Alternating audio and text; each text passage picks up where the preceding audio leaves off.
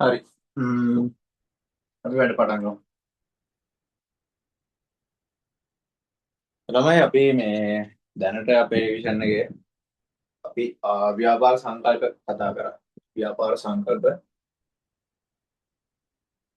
කතා කරා. සරලවම ව්‍යාපාර හැඳින්වීමේදී ව්‍යාපාර සංකල්ප කිහිපයක් තියෙනවා. පටන් ගන්න අවශ්‍යතාව උමනා වලින් ඊට පස්සේ නිෂ්පාදිත තියෙනවා. නිෂ්පාදිත ගත්තම අපිට කලකන් පුළුවන් භාණ්ඩ හා සේවා විදියට. ඊට පස්සේ අපි කතා කරා ඉල්ලුම කියන සංකල්පය කතා කරා. වෙළඳපොළ කියන සංකල්පය කතා කරා. ඊට පස්සේ ව්‍යාපාර කියන සංකල්පය කතා කරා. ඔය වගේ සංකල්ප කිහිපයක් අපි විස්තරාත්මකව කතා කරා. හරි. එතකොට අද මගේ අරමුණ තමයි අද මම ප්ලෑන් කරගෙන ඉන්නවා ඔයාලට ව්‍යාපාරවල විකාශනය, මුදලේ විකාශනය, ඊට පස්සේ අපේ දලදේශීය නිෂ්පාදිතය හැදිලා තියෙන්නේ කොහොමද? මෙන්න මේ වගේ දේවල් කිහිපයක් කතා කරන්න. කියන්නේ කිහිපයක් කිව්වට සම්පූර්ණ පාඩමෙන් පළවෙනි පාඩමෙන් තුනෙන් එකක්ම ආවරණය වෙනවා මේ අද කතා කරන කොටස් වලින්. හරි. එතකොට අවධානයෙන් අහගෙන ඉන්න. ආව නැති යාළුවන්ට අපි රෙකෝඩින් එක ෂෙයා කරමු. හරි. එතකොට ලයිව් අහගෙන ඉන්න එක ඇත්තටම හරිම වටිනවා. හරි. හරි. අපි වැඩ පටන් ගමු. හරි. මම ව්‍යාපාර විකාශනය ඔයාට ලස්සනට කියලා දෙන්නම්. ව්‍යාපාර විකාශනය මුල් අවදියේ සිට වර්තමානයේ දක්වා විකාශනය වෙච්ච විදිහ උදාහරණත් එක්ක ලස්සනට රූපරාමු එක්ක උතර ඔයත් මම උගන්වන අතරේ කොලයකට මේක අරගෙන දාගන්න ඕනේ මුල සිට අගට. ඔයත් ඇඳ ගන්න ඕන. අපි චිත්‍ර අඳින්න තමයි යන්නේ. හරි. චිත්‍ර අඳින්න තමයි යන්නේ. හරි. අතන මුල සිට අගට අපි ඉගෙන ගමු කොහොමද ව්‍යාපාර විකාශනය වුනේ කියලා. හරි. හරි. එතකොට මුල් අවධිය ගත්තොත්. හරි. අපි දන්නවා ඉතිහාසයේ අපි ඉගෙන ගන්නවා ගල් යුගය කියලා යුගයක් තිබ්බා. එඬේ යුගය කියලා යුගයක් තිබ්බා. ඒ කියන්නේ ආදි කාලීන මිනිස්සු හිටපු යුගය. හරි. ඒතර ව්‍යාපාර විකාශනය වෙන්න පටන් ගත්තේ අපි ওই හෝමෝ සේපියන් කියන මානවයාගේ ඉඳන් මිනිස්සු දියුණු වෙනවත් එක්ක ව්‍යාපාරත් දියුණු වෙන්න පටන් ගත්තා. හරි. එතකොට අපි අර අතීතය ගත්තොත් එහෙම තිබ්බේ ස්වයං පෝෂිත ආර්ථිකයක්. ස්වයං පෝෂිත ආර්ථිකයක්. හරි. මේකට අපි අංක 1 දාගමු. හරි. උදාහරණයක් ගමු. හරි. හිතන්න දැන් ඔන්න ඉන්නවා ගල් යුගයේ මිනිස්සෙක්. හරි. ගල් යුගයේ මිනිස්සෙක් ඉන්නවා. ওই මිනිස්සයා ස්වයං පෝෂිතයි කියලා අපිට කියන්න පුළුවන්. කොහොමද ස්වයං පෝෂිත වෙන්නේ? ස්වයං පෝෂිත වෙන්න නම් පුතා එයාට අවශ්‍ය දේවල් සියලුම එයා ගාව තියෙන්න ඕනේ. හරි. දැන් වෙනකොට අපිට අවශ්‍ය දේවල් හැම දෙයක්ම අපේ ගෙදර තියෙනවද?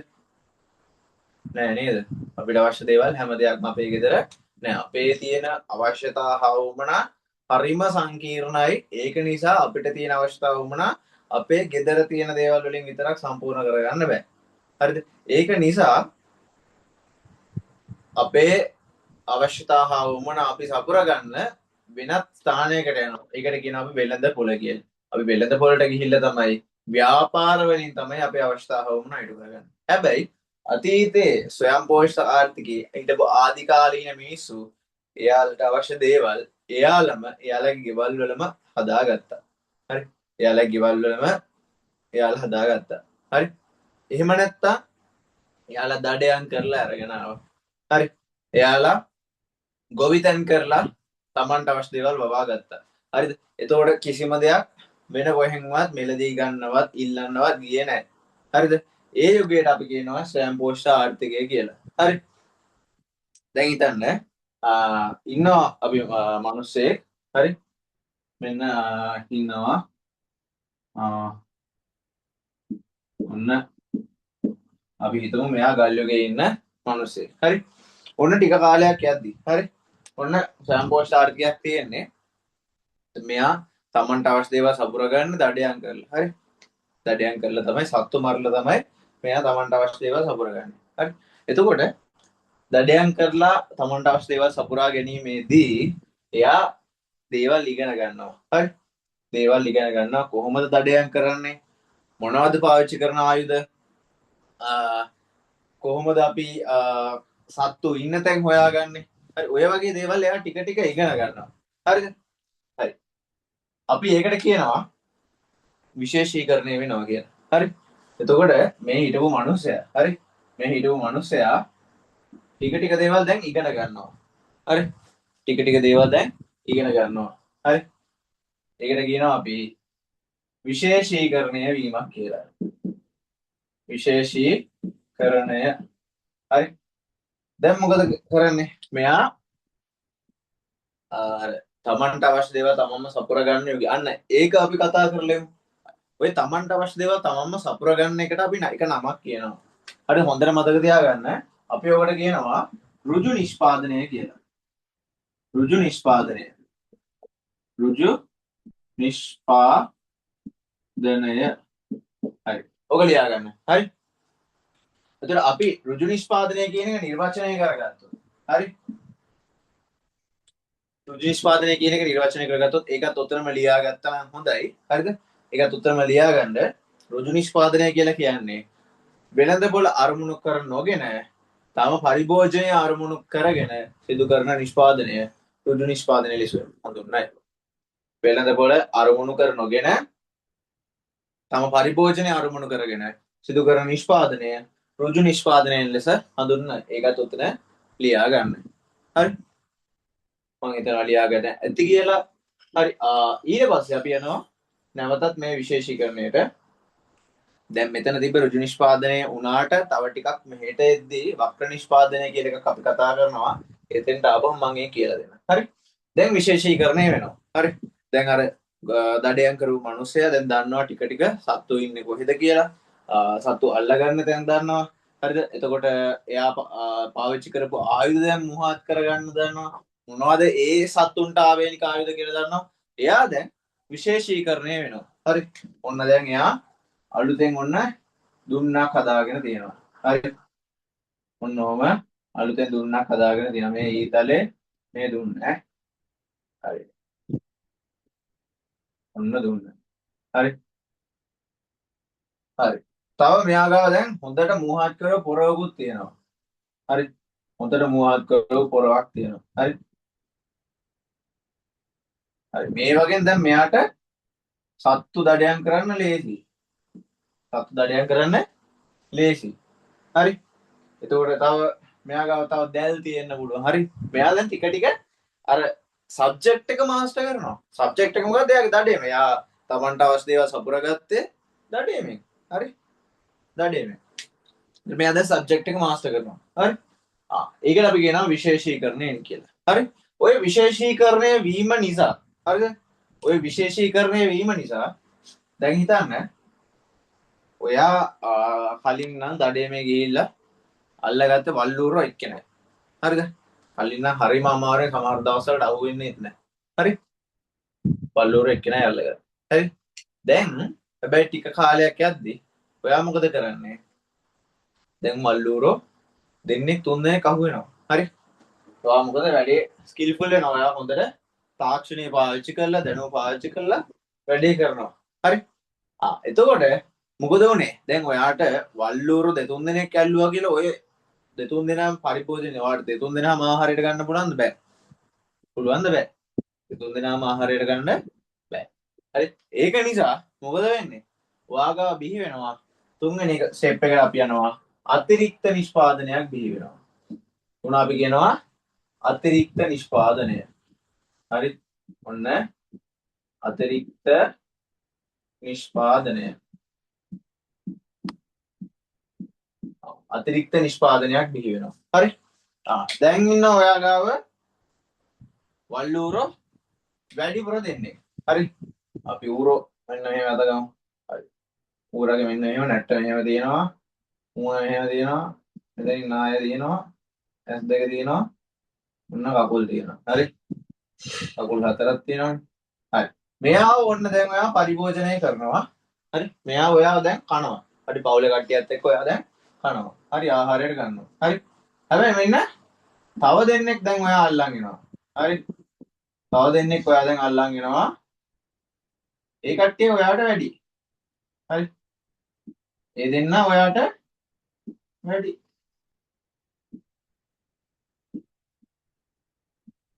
හරි. මේකට අපි කියනවා මොකද්ද? ඔන්න දෙන්නෙක් දැන් ඇඩිෂනලි ඉන්නවා. හරි. මේකට අපි කියනවා මොකද්ද? අතිරික්ත නිෂ්පාදනය. හරි.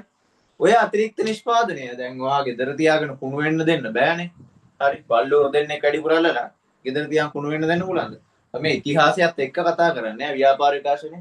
හරි. මේක පාට කුණු වෙන්න දෙන්න බෑ. ඔයා මොකද කරන්නේ? මේක හුවමාරු කරනවා තව කෙනෙක් එක්ක. අපි යන ව්‍යාපාර විකාශනයේ ඊළඟ අවස්ථාවට ඊළඟ අවධියට මොකද්ද? ව්‍යාපාර විකාශනයේ ඊළඟ අවධිය මොකද්ද? අංක 5 අංක 4 මොකද්ද? භාණ්ඩ හුවමාරුව. භාණ්ඩ හුවමාරුව. භාණ්ඩ හුවමාරුව. හරි. දැන් මොකද කරන්නේ ඔයා? මෙන්න මේ වැඩිපුර ඉන්න වල්ලුවර දෙන්න. හරි. ඔන්න වැඩිපුර ඉන්න මෙයා කන් දාන්න නමද කියලානේ මට. කන් දෙකක් දාමු. හරි. වල්ලුවර කියලා පේනවද නේ? වල්ලුවරගේ මයිල් දෙන මයිල් අදින්න යන්න ඕනේ. හරි. ඔන්න වැඩිපුර ඉන්න වල්ලුවර දෙන්න ඔයා හුවමාරු කරගන්න. කාත් එක්කද හුවමාරු කරන්නේ? ඔන්න ඔයාගේ ගෙවල් ළඟ ඉන්නවා යාළුවේ. එයා හදනවා වලම්. හරිද? එයා හදන නෑ වී හදනවා අර වී ගොවිතැන් කරනවා කියලා හිතන්නකො. ඔයාගේ යාළුවා ඔන්න දැන් එයා වී ගොවිතැන් කරනවා. හරිද? එයාගේ යාළුවත් එක්ක මොකද කරන්නේ ඔයා? මේ ඉන්න වල්ලුවර දෙන්න එයාට දීලා එයාගෙන් ඉල්ල ගන්නවා in return මොනවාද? වී ගෝණි දෙකක්. හරි. ඔන්න ලොකු වී ගෝණි දෙකක් ඔයාට හම්බ වෙනවා. හරි. වල්ලුවර දෙන්නට වී ගෝණි දෙකක් හම්බ වෙනවා.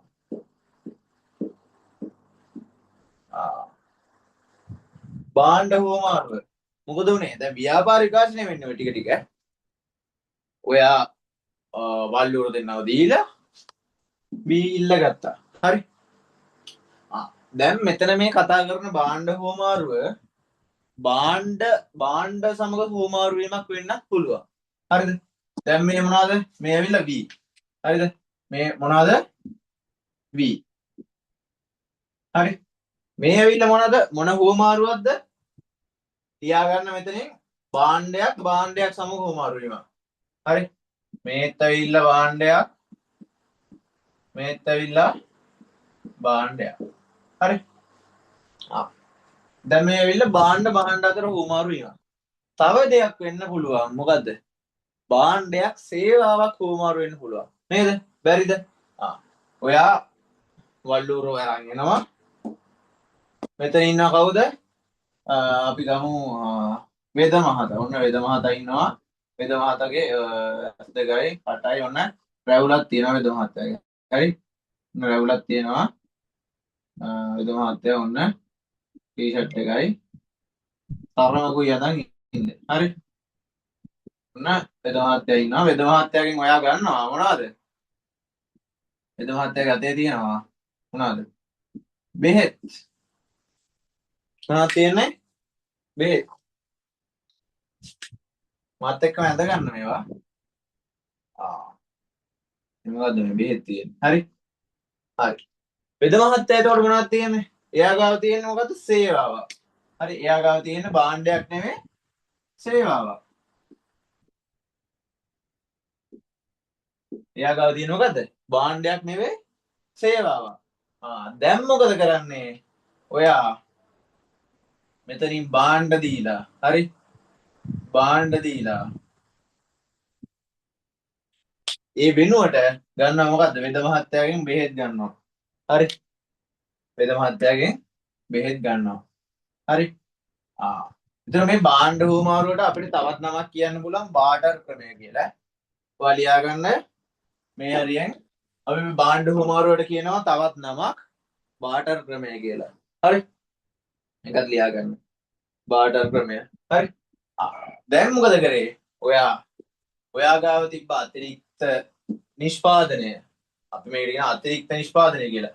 අතිරික්ත නිෂ්පාදනය වී ගොවියට දීලා වී ඉල්ලගත්තා. හරිද? එහෙම නැත්තම් ඔයාට පුළුවන් මේ බාණ්ඩ හෝමාරු වීම. එහෙම නැත්තම් ඔයාට දැන් කරන ඔයාගා වී ඇතිතරම් තියෙනවා කියලා ඔයා හිතනවා. හරි? ඔයා මොකද කරන්නේ? ඔයා ගාව තිබ්බ බාණ්ඩ නැත්තම් වල්ලුර දෙන්නව දීලා වෙද මහත්තයාගෙන් වෛද්‍ය සේවය ලබා ගන්න. ඔය බාණ්ඩ සහ සේවා හෝමාරු වීම.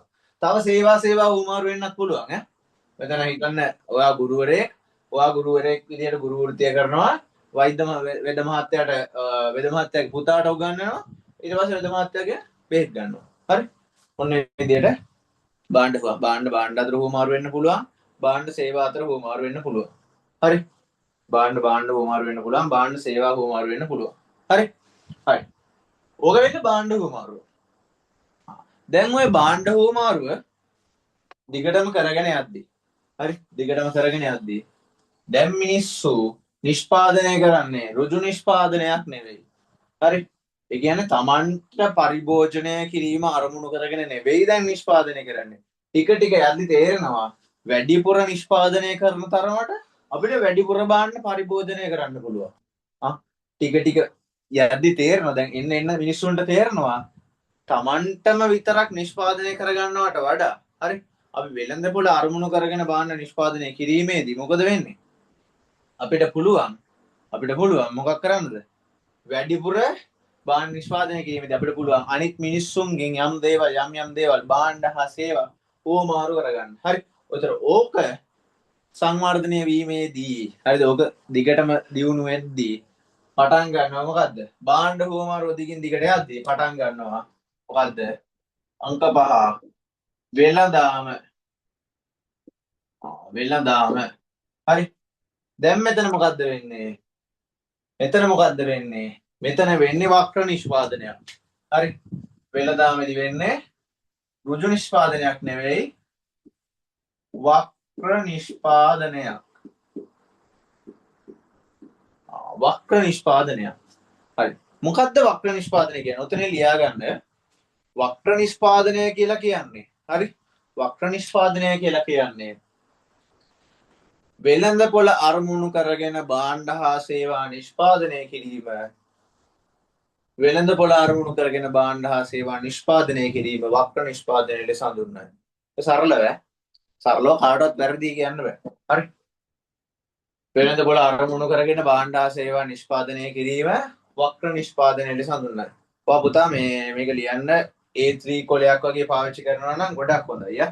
නැත්තම් ඔයාගේ ලියන CR කොලේ දෙපැත්තේ ලියන එක CR කොලේ කියන්නේ පිටුව ඔහොම දිග අරගත්තා. එතකොට A3 කොලයක් වගේනේ. CR පොත දෙකට අරගත්තාම A3 කොලයක් වගේ ඕක පුරාම ඔයාට කැමති විදියට ලස්සනට අඳ ගන්න පුළුවන්. හරි? එතකොට දැන් මොකද්ද වෙන්නේ? වෙළඳාම වෙනවා. ඒ කියන්නේ වෙළඳපොළ අරමුණු කරගෙන බාණ්ඩ හා සේවා නිෂ්පාදනය කරන්න අපේකට කියනවා වක්‍ර නිෂ්පාදනය කියලා. හරි? ඔන්න දැන් වෙළඳාමත් වෙනවා. හරි? වෙළඳාමත් වෙනවා. හැබැයි දැන් වෙළඳාම වෙනවා. හරි? හැබැයි දැන් ඔය වෙළඳාම වෙද්දි වෙළඳාම වෙන්නේ බාණ්ඩ හුමාරුවක් වගේ. හරිද? කියන්නේ නිෂ්පාදනය කරන්නේ වෙළඳපොළ අරමුණු කරගෙන. හැබැයි කරන්නේ මොකද්ද? වෙළඳපොලේ දේවල් එයාලගේ දේවල් දීලා තව කෙනෙක්ගේ දේවල් ගන්නවා. බාණ්ඩ හුමාරුවක් තමයි තාමත් වෙන්නේ. හරිද? සරලව කිව්වොත් බාණ්ඩ හුමාරුවක් තමයි තාමත් වෙන්නේ. හරිද? එතකොට අපි දැන් ওই බාණ්ඩ හුමාරුව කතා කිරීමේදී බාණ්ඩ හුමාරුවේ තිබ්බ විවිධ සීමාවන්. හරිද? මේ බාණ්ඩ හුමාරුවේ තිබ්බ විවිධ සීමාවන්. හරි? බාණ්ඩ හුමාරුවේ තිබ්බ විවිධ සීමාවන්. හරි? දැන් අපි යනවා බාණ්ඩ හුමාරුවේ වෙච්ච සීමාවන් කතා කරන්න හේතුව තමයි අපේ ඊළඟ ස්ටෙප් එක. මොකද්ද? අපේ ඊළඟ ස්ටෙප් එක අංක 6 මුදල් භාවිතය. මේ මුදල් භාවිතය නිසා තමයි මේ බාණ්ඩ හුමාරුවේ තිබ්බ විවිධ සීමාවන් නැති වුනේ. හරි? මේ මුදල් භාවිතය නිසා තමයි මේ බාණ්ඩ හුමාරුවේ තිබ්බ විවිධ සීමාවන් නැති වුනේ. හරි? දැන් මේ හරියෙන් ලියා ගන්න හොඳට ඉඩ අරගෙන බාණ්ඩ හුමාරුවේ තිබූ සීමාවන්. බාණ්ඩ හුමාරුවේ තිබූ සීමාවන්. හරි? බාණ්ඩ හුවමාරුවේ සීමාවන්. හරි. ඔන්න බාණ්ඩ හුවමාරුවේ තිබ්බ සීමාවන් අපි ලියා ගන්න යන්නේ. මම ඔයාලට මේ සීමාවන් ටික පැහැදිලිත් කරනවා. හරි. අපි මේ ඌ කොටසක් එක දවසින් ආවරණය කරන්න යා. මේක සෙල්ලම් දෙයක් නෙමෙයි. අපි හරි මේක ගොඩාක් වටිනවා. හරි. ලොකු කොටසක් එක දවසකින් ආවරණය කරන්න. හරි. හරි. බාණ්ඩ හුවමාරුවේ තියෙන සීමාවන්. පළවෙනි එක ලියා ගන්න යන්න. අවශ්‍යතාවල ද්වීක සමපාතයක් නොතිබීම. අවශ්‍යතා සහ උවමනාවල ද්වීක සම්පාතයක් නොතිබීම. ප්‍රයෝරිටි දෙන්න උවමනාවලට. හරි අවශ්‍යතාව පැත්තක දාන්න. උවමනාවල ද්වීක සම්පාතයක් නොතිබීම. උවමනාවල ද්වීක සම්පාතයක් නොතිබීම. හරි. මොකද්ද මේ උවමනාවල ද්වීක සම්පාතයක් නොතිබීම කියලා කියන්නේ? ඌමනාවල ද්වීක සම්පාදයක් නොතිබීම. මොකද්ද මේ ඌමනාවල ද්වීක සම්පාදයක් නොතිබීම කියලා කියන්නේ? හරි. දැන් හිතන්න. හරි. මේ ඌමාරුවක් උනානේ මෙතනදී. ඔයා ගාව වැඩිපුර වල්ලුර හිටියා. එතකොට මෙයා ගාව වැඩිපුර V තිබ්බා. හරි. දැන් හිතන්න. ඔයාට V ඕනේ. හරි. ඔයාට V ඕනේ. හැබැයි V ගොවියට වල්ලුර ඕනේ නැහැ. එයා මේ මාංශ භක්ෂක නැහැ. එයා සාකාර විතරයි ගන්නෙ. හරි. එයා ශාක භක්ෂක කෙනෙක්. හරි. එතකොට දැන් ඌමරුවක් වෙයිද? ඔයාට බී ගන්න පුළුවන් වෙයිද? නැහැ. ඇයි ඒ? මෙයා කන්නේ ශාකාහාර විතරයි. ඒකට එයා වල්ලුර ගන්න නැහැ. ඒතර ඌමනාවල දීක සම්පාදයක් වුණාද? උනේ නැහැ. ඒතර එයාට වල්ලුර අවශ්‍ය නොවීම මත ඔයාට බී ලැබෙන්නේ නැත. එතකොට මොකද උනේ? ඌමනාවල දීක සම්පාදයක් තිබෙන්නේ නැති නිසා මොකද උනේ? බාණ්ඩ හුවමාරුව උනේ නැහැ. හරි. හරි. අපි යනවා දෙවෙනි එක ලියන්න. බාණ්ඩ හුවමාරුවේ දෙවෙනි සීමාව. හරි. ලියා ගන්න. නිශ්චිත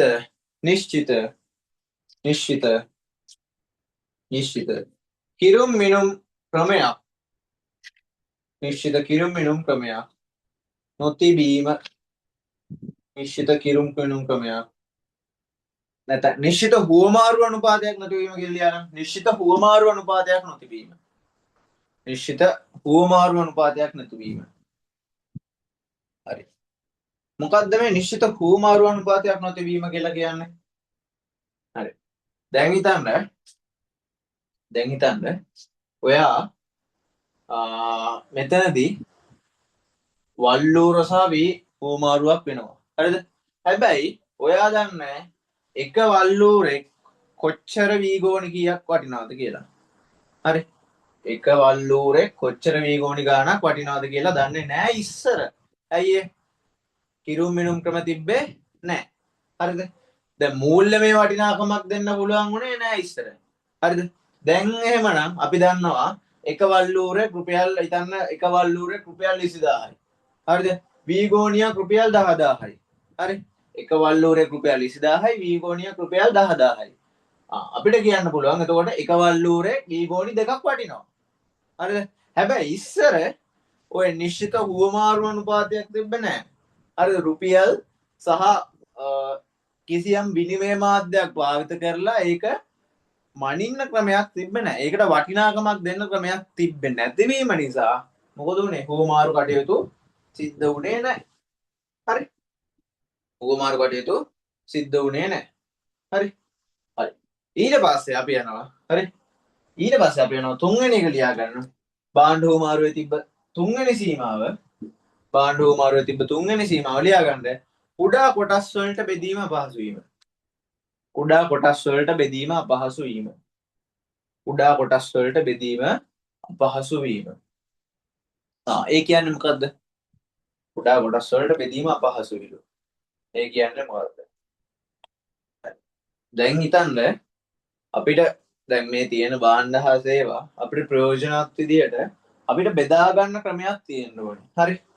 එතකොට ඉස්සර කිලෝග්‍රෑම් ග්‍රෑම් කියලා මයින්න ක්‍රමයක් තිබ්බේ නැහැ. හරිද?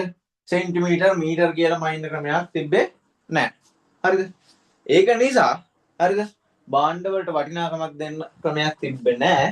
එහෙම වීම නිසා බාණ්ඩ කොටස් වලට බෙදීම සෑහෙන්න අපහසු වුණා. හරි.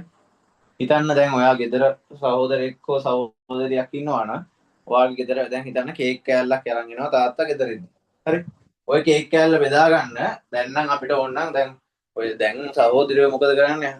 අපි නම් පොඩි කාලේ හරියට නූලට බලනවා අඩි රූල තියලා බල්ලා කපන්නේ. හරිද? අඩි රූල තියලා බල්ලා කපලා දෙන්නේ. හරි. එහෙම තමයි. හැබැයි ඉස්සර කොහොම තිබ්බද? ඉස්සර අඩි රූලක් තියලා මයින්න ක්‍රමයක් නැත්තම් බර බලලා දෙකට බෙදන්න ක්‍රමයක් එහෙම තිබ්බේ නැහැ. හරි. එතකොට මේ එහෙම නොතිබීම මත ඌමාරු බාණ්ඩ කොටස් වලට බෙදීම අපහසු වුණා. එතකොට ඌමාරුව උනේත් නැහැ. හරිද? හිතන්න දැන් ඔයාට මේ එක වල්ලූරයි වැඩිපුර ඉන්නේ. හරි එක වල්ලූරයි වැඩිපුර ඉන්නේ. ඔයාට ඕනේ වී ගන්නත් ඕනේ මේ වෙද මාත්‍යාගෙන් බෙහෙත් ගන්නත් ඕනේ. වෙද මාත්‍යා කියන මට මෙච්චරක් ඕනේ. මට මේ වල්ලූරම ඕනේ. මට එහෙම කරන්න විදියක් නැහැ. මේ ඔයාට බෙහෙත් ඕන නම් වල්ලූරම දෙන්න කියලා කියනවා. හරි. ඒතර ඔයාට දැන් මේ වී ගන්නත් ඕනේ. හරි. ඒතර ඔයාට දැන් එක වල්ලූර දෙකට බෙදන්න පුළුවන් හැබැයි දැන් වගේ නම් එක වල්ලූරව කිලෝ ගානට බෙදලා දෙන්න තිබ්බ වටිනාකමක් දාලා. හරි. හැබැයි දැන් ඉස්සර එහෙම බෑ. හරි. අන්න ඒ වගේ තමයි. හරි. බාණ්ඩ කොටස් වලට බෙදීම අපහසු වුණා. ඊට පස්සේ හතරවෙනි එක ලියා ගන්න. හතරවෙනි සීමාව ප්‍රවාහනය ගබඩා කිරීම යනාදිය අපහසු නිසා හුවමාරුවට බාධා ඇතිවීම. ප්‍රවාහනය ගබඩා කිරීම ආදිය අපහසු නිසා හුවමාරුවට බාධා ඇතිවීම. ප්‍රවාහනය ගබඩා කිරීම ආදිය අපහසු නිසා හුවමාරුවට බාධා ඇතිවීම. හරි. ඒ කියන්නේ ඒ කාලේ වෙනකොට ඉස්සර වෙනකොට හරියට වාහන තිබ්බේ නැහැ. හරිද? ප්‍රවාහනය කරන්න ක්‍රමයක් තිබ්බේ නැහැ. ගබඩා කරන්න ක්‍රම තිබ්බේ නැහැ. දැන් වගේ කූලර් රූම්ස් තිබ්බේ නැහැ. චිලර් රූම්ස් කියලා කියන අපි කියන බාණ්ඩ කල් තබා ගන්න අපිට පුළුවන්. දැන් දොඩම් කියලා හිතන්නකෝ. දොඩම් හදන්නේ ලංකාවේද නැහැ. හරිද? පිටරට ඉඳන් ලංකාවට එනවා. හරිද? ලංකාවට ඇවිල්ලා ඔය පෙටාවල තියෙන චිලර් රූම්ස් වල අවුරුදු මාස ගණන් දාලා තියෙනවා. දාලා තියලා තමයි ඔය රට වටේට බෙදන්නේ. නැත්තම් කොහොමද තියාගන්නේ? හරි. එතකොට ඉස්සර එහෙම ගබඩා ක්‍රම තිබ්බේ නැහැ. හරිද? බාණ්ඩ කල් තබා ගන්න ක්‍රම තිබ්බේ නැහැ. බාණ්ඩ හුවමාරුව ආපහසුයි. හරි. හරි. ඊට පස්සේ අන්තිම එක ලියා ගන්න අංක 5. ණය ගනුදෙනු වලදී එක් පාර්ශවයකට අවාසි සිදුවීම. ණය ගනුදෙනු වලදී එක් පාර්ශවයකට අවාසි සිදුවීම. ණය ගනුදෙනු වලදී එක් පාර්ශවයකට අවාසි සිදුවීම. ණය ගනුදෙනු වලදී එක් පාර්ශවයකට අවාසි සිදුවීම. ඒ මොකද්ද? හිතන්න දැන් ඔයා වීගොවිය. හරි. ඔයා දැන් මස් සත්තු මරනවා නේ. ඔයා ඇවිල්ලා මස් වලින් දෙක් දැන් තව එතකොට වීගොවියක් ඉන්නවා. හරි. ඔයා කියනවා හරි මං ඔයාට වල්ලූරෙක් දෙන්නම්. හරි. ඔයාට මං වල්ලූරෙක් දෙන්නම්. හැබැයි මට වීගෝනි දෙකක් ඕනේ. හරි. වීගෝනි දෙකක් ඕනේ. හරි. දැන් ඔයා දැන් ණයට එකඟ වුණා. හරි. හවුද? වීගොවියා කියනවා ඔයාට අස්වැන්න හම්බුනාට පස්සේ ඔයාව වීගොවියට දැන් ඔයා වල්ලූරේ දුන්නා. වීගොවියා කියනවා අස්වැන්න දුන්නාට පස්සේ හරි ඔයා දෙන්නම් අස්වැන්න හම්බුනාට පස්සේ වී දෙන්නම් කියලා කියනවා. හරි. එයා තාම අස්වැන්න නෙලලා නැහැ. හරි. කියන්නේ ගොයන් කපලා නැහැ. හරි. හරි. දැන් ඔන්න ගොයන් කපන්න දැන් ඔන්න කල්ජල් බලාගෙන ඉද්දී ඔන්න එකපාරට එනවා ගම් වතුරක්. හරි. අනපේක්ෂිත ආකාරයෙන් ගම් වතුරක් එනවා. ඔයාගේ වී ගොවි දැනම සම්පූර්ණයෙන් විනාශයි. දැන් ඔයාට දෙන්න මේ මාස් වෙලෙන්දට දෙන්න දැන් තියනවද වී ගොවියා ගාව දැන් වී නැහැ. ඇයි ඔක්කොම විනාශ වුණා. හරි. විනාශ වෙච්ච නිසා මෙයාට දෙන්න වී නැහැ. දැන් මෙයාට මොකද වෙන්නේ? මෙයාට පාඩුවේ නේ. මොකද උනේ? ණය ගනුදෙනු වලදී එක් පාර්ශවයකට අවාසි සිදුවීමට ඉඩ කඩක් තියෙනවා. හරිද? එක්කෙනෙක් දැන් භාණ්ඩය දුන්න මෙයාගේ භාණ්ඩය හම්බුන්නේ නැහැ. ඇයි හම්බෙන්න කොහොමද දෙන්නේ? එයාගාව තියෙන්න බෑ. හරි. ඒ වගේ දේවල් නිසා මොකද උනේ? හුවමාරු කටයුතු හුවමාරුවේ සීමාවන් ලැබෙනවා. හරි. ඔය අපි කතා කරපු සීමාවන් ඔක්කොම මග ඇරෙනවා. ඔය කතා කරපු සීමාවන් ඔක්කොම මග ඇරෙනවා. මෙන්න මෙයා ආවට පස්සේ. මොකද්ද මෙයා? කවුද මෙයා? මුදල් භාවිතය. කවුද මේ? මුදල් භාවිතය. හරි. මුදල් භාවිතය කියන්නේ මොකද්ද? අපි පිළිගත්තු කට්ටිය ඒ කියන්නේ සමාජයක් විසින් පොදුවේ පිළිගන්න මොකක් හරි විනිමය මාධ්‍යයක් භාණ්ඩ හුවමාරුවට පාවිච්චි කරනවා. හරි. පොදුවේ කට්ටිය පිළිගන්න භාණ්ඩ හුවමාරුවට පොදුවේ පිළිගන්න විනිමය මාධ්‍යයක් පාවිච්චි කරනවා. හරි. ඒකට අපි කියනවා මොකද්ද? මුදල් භාවිතය කියලා. හරි. අපි යනවා මුදල් භාවිතයට. හරි. මුදල් භාවිතයට යනවා. හරි. හරි.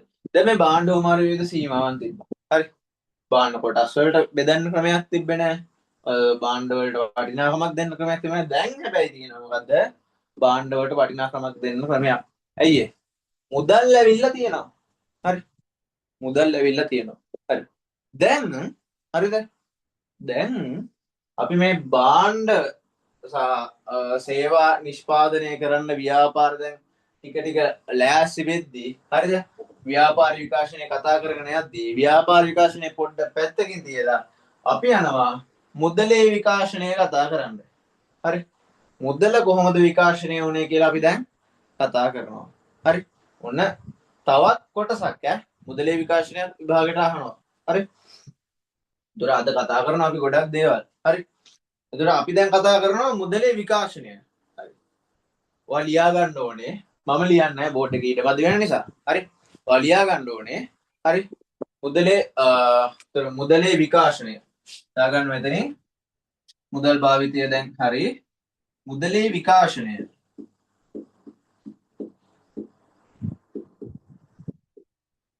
මුදලේ විකාශනය ඔන්න පළවෙනි ස්ටෙප් එකේ ඉඳලා ලියන්න ඕනේ. පළවෙනි ස්ටෙප් එක තමයි පළවෙනි අවධිය තමයි. හුවමාරුව සඳහා විවිධ ද්‍රව්‍ය භාවිතය. හුවමාරුව සඳහා විවිධ ද්‍රව්‍ය භාවිතය. හුවමාරුව සඳහා විවිධ ද්‍රව්‍ය භාවිතය. හරි. මොනවද පාවිච්චි කරපු ද්‍රව්‍ය? මොනවද පාවිච්චි කරපු ද්‍රව්‍ය? හරි. ඉස්සර මිනිස්සු පාවිච්චි කරා මුලින්ම මිනිස්සු ගස්වල ඔය දුර්ලභ පොතු ಜಾති. හරි. සත්තුන්ගේ ඇට කැබලි. හරි. එතකොට ඔය දුර්ලභ පාෂාණ වර්ග. හරි. ගල් ගෑලි ලස්සන ගල් ගෑලි. ඔය වගේ දේවල් මිනිස්සු පාවිච්චි කරා විනිමය මාධ්‍යයක් විදිහට මුදල් විදිහට. හරි. එතකොට ඒක ප්‍රායෝගිකයිද? නෑ. නේද? ඒක ප්‍රායෝගික වුණේ නෑ. ඇයි ඒ? මිනිස්සු මොකද කරේ? ඔය භාණ්ඩ හා සේවා නිෂ්පාදනය පැත්තක දාලා දැන් මිනිස්සු ගිහිල්ලා සත්තුන්ගේ ඇට කෑලි හොයනවා. සත්තුන්ගේ පොළව හරලා සත්තුන්ගේ ඇට කැපලි හොයනවා. හරිද? ඒක ප්‍රායෝගිකයිද? දැන් මිනිස්සු නිෂ්පාදනය නවත්තලා ගස්වල පොතු හොයනවා. හරි. ඒක ප්‍රායෝගිකයිද නෑ? නේද? ඒක ප්‍රායෝගික නෑ. හරි. ඒක නිසා විද්‍රව්‍ය භාවිතය ඔන්න මගේ ඇගලා ගියා. ඊට පස්සේ ආවා ලෝහ වර්ග භාවිතය. හරි. ඊළඟට විකාශනය වුණා දෙවෙනි එක මොකද්ද? හුවමාරුව සඳහා දැන් ලෝහ වර්ග පාවිච්චි කරනවා. හරි. මොනවද ලෝහ වර්ග? රත්තරන් තියෙනවා. හරි. රිදී තියෙනවා. ලෝකඩ තියෙනවා. තඹ තියෙනවා. ඔය වගේ විවිධ ලෝහ වර්ග දැන් මුදල් විනිමය මාධ්‍ය විදියට පාවිච්චි කරනවා. මුදල් විදියට පාවිච්චි කරනවා. හරි. දැන් ඕකත් අරකට වඩා සාර්ථකයි. නමුත් ඒකත් අසාර්ථක වුණා. හේතුව මොකද්ද? හරි. දැන් රත්තරන් පතලක් නැත්තම් ඊරම් පතලක් ඔය වගේ රිදී පතලක් හැමෝටම හම්බෙනවද? හැමෝටම හම්බෙන්නේ නැහැ. හරි. හැමෝටම හම්බෙන්නේ නැහැ. හම්බෙන්නේ කීප දෙනෙක්ට. හරි. හම්බෙන්නේ කීප දෙනෙක්ට. හරි. එතකොට ඒ හම්බෙන කෙනා ඇත්තටම ගත්තොත් ප්‍රකෝටිපතියෙක්. හරි. ඇයි? ඒ සමාජයේ ඉන්න කාටවත් රත්තරන් නැහැ. මන් ළඟ රත්තරන් තියෙනවා. ඒතර මං ප්‍රකෝටිපතියෙක්. මංගා විතරයි දැන් සල්ලි තියෙන්නේ. සමාජ කාගාව සල්ලි නැහැ. ඇයි? ඔක්කොම රත්තරන් ටික මන් ළඟ. මං ගාව දැන් රත්තරන් පතලක්ම තියෙනවා. හරි. එතකොට ඒක ප්‍රායෝගිකයිද? නෑ නේද? ඒ කියන්නේ එක මිනිස්සු කොට්ටාසයක් මේ පතල හොයා ගන්න කෙනා ධනවත් වෙනවා. උපරිමයටම අනිත් මිනිස්සු ඔක්කොම දිලිඳු වෙනවා. හරි. මෙයා එතකොට සියලුම දේවල් අරව මිලදී ගන්නවා. ඒ කියන්නේ සියලුම දේවල් එයා ගාව තියෙන රත්තරන් විදිහේ දීලා මිලදී ගන්නවා. ඒතර ඒක ප්‍රායෝගික නෑ. හරි. ඔන්න ලෝහ භාවිතයත් මගේ ඉරලා ගියා. හරි. ඊට පස්සේ අංක 3 එනවා ලියා ගන්න. අංක 3 එනවා මොකද්ද? ලෝහ කාසි මුදල් භාවිතය. ලෝහ කාසි මුදල් භාවිතය. ලියා ගන්න. ලෝහ කාසි මුදල් භාවිතය. ලෝහ කාසි මුදල් භාවිතය. හරි. මොකද්ද ලෝහ කාසි මුදල් භාවිතය කියලා කියන්නේ? දැන් අර ලෝහ වලින් හරිද? ලෝහ වලින් දැන් හදන්න පටන් ගත්ත කාසි. හරි. දැන් එතකොට ඒ කාසි වල අභ්‍යන්තර වටිනාකමකුත් තියෙනවා. නමුත් දැන් පිටතේ මූණතේ ගහලා දිනවා යම් වැලීම් එකක්. හරි. දැන් ඔකට අපි කියනවා පූර්ණ මුදල් කියලා. පරාංගික දාගන්න පූර්ණ මුදල්. ඇයි? දැන් මුදල් ඇවිල්ලා මුදල් කියන එක යම් තාක් දුරකට සංවර්ධනය වෙලා. ඇයි? අර මොනවා වුණත් හරිද අර කාසිය කොච්චර රත්තරන් වලින් හදලා තිබ්බත් රිදී වලින් හදලා තිබ්බත් ලෝකඩ වලින් හදලා තිබ්බත් ඔන්න පිටතේ කියන්නේ ඒකේ රත්තරන් කාසිය ගහලා තියෙනවා යම් වටිනාකම. එතකොට ඒකේ වටිනාකම කියන්නේ වෙළඳ පොලේ හුවමාරු වෙන්නේ අර ගහලා තියෙන ගානට. හරි. ගහලා තියෙන ගානට. හරි. හැබැයි ඒකත් ප්‍රායෝගිකයිද? ඒකත් ප්‍රායෝගික නෑ. හේතුව හිතන්න රත්තරන් කාසියක ගහලා තියෙනවා 750යි කියලා. හරි. 750 ඉස්සර හරි. ඉස්සරගේ හිතන්නකො රත්තරන් කාසියක ගහලා තිනවා දැන් හරි ඕක දැන් ඔය මුදල් ව්‍යාප්ත උනේ මේ කාසි ව්‍යාප්ත උනේ එංගලන්ත ස්පාඤ්ඤ කාලේනේ. හරි අපි ගමුකෝ ස්ටර්ලින් පවුන්ඩ් ඇමරිකා බ්‍රිතාන්‍යයේ තිබ්බ ස්ටර්ලින් පවුන්ඩ් නේ. එතකොට හිතන්නකෝ කාසියක ගහලා තිනවා ස්ටර්ලින් පවුන්ඩ් 10යි කියලා. හරි. හැබැයි ඇත්තටම ස්ටර්ලින් පවුන්ඩ් කීයක් වටිනවද? ඒක සෑහෙන 10 ස්ටර්ලින් පවුන්ඩ් 1000ක් විතර වටිනවා. රත්තරන් කාසිය. ඇයි අභ්‍යන්තර වටිනාකම ඊට වඩා වැඩි. පිටත ගහලා තිබ්බට 10යි කියලා අභ්‍යන්තර වටිනාකම ඊට වඩා වැඩි. හරි. රිදී වලින් ගහලා තිනවා 20යි කියලා. හැබැයි අභ්‍යන්තර වටිනාකම ඊට වඩා ඒ කියන්නේ ස්ටර්ලින් පවුන්ඩ් 20යි කියලා ගහලා තිබ්බට ස්ටර්ලින් පවුන්ඩ් 100යි වටිනාකම. හරි. ඒතර මම උදාහරණ කියන්නේ. ඒක ප්‍රායෝගික උනේ නැහැ. හරිද? ඒතර ලෝහ කාසි ප්‍රායෝගික උනේ නැහැ. ඊට පස්සේ එනවා මොකද්ද? හතරවෙනි එක දැන් ගොඩක් සංවර්ධනය වෙලා මොකද්ද? ලියාගන්න කාසියා නෝට්ටු භාවිතය. 4 කාසියා නෝට්ටු භාවිතය. කාසියා නෝට්ටු භාවිතය. කාසියා නෝට්ටු භාවිතය. ඒ කියන්නේ දැන් මොකද වෙන්නේ?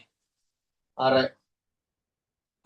විනිමය මාධ්‍ය විදිහට අපි දැනුත් අපි කාසියා නෝට්ටු පාවිච්චි කරනවානේ. අපේ පර්ස් එකෙත් දැන් තියෙනවා කාසියා නෝට්ටු. හරිද? දැන් සෑහෙන්න දියුණු වෙලා. හරිද? ඒ කියන්නේ මේක ඇත්තටම ප්‍රායෝගිකයි. ද්‍රව්‍යශීලතාවය 100%යි. හරිද?